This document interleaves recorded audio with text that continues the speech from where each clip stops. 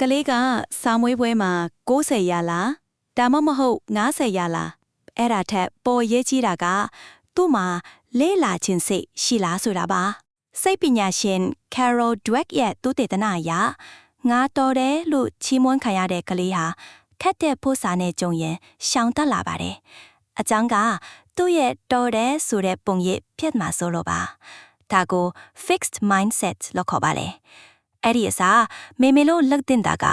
ကြိုးစားမှုကိုချီးမွမ်းပါငါသား smart ကြလိုက်တာဆိုတာတဲ့ဒီပို့စာကိုမဖြစ်ဖြစ်အောင်ကြိုးစားလိုက်တာမေမေသဘောကျလဲလို့ပြောပါမားတဲ့အခါနောက်တစ်ခါဘယ်လိုလုပ်ရမလဲဆိုတာတည်သွားပြီနော်လို့အားပေးပါအဲ့လိုမျိုးချီးမွမ်းခံရတဲ့ကလေးဟာ growth mindset ကြီးထွားနိုင်တဲ့စိတ်ဓာတ်ရှိလာပါတယ်သူဟာမားဖို့ကိုမကြောက်တော့ဘူးစိန်ခေါ်မှုအသစ်တွေကိုဝင်ဆောင်ဖို့တတ်သိရှိလာပါလေဒါဟာကျောင်းအတွက်တာမဟုတ်ဘဝအတွက်ပါအဖို့တန်းဆုံးလက်ဆောင်ပါပဲနေ့စဉ်9မိနစ်စာကျမတို့နဲ့အတူလေ့လာပြီးကျမ်းမာပျော်ရွှင်တဲ့မိသားစုဘဝလေးတည်ဆောက်ကြရအောင်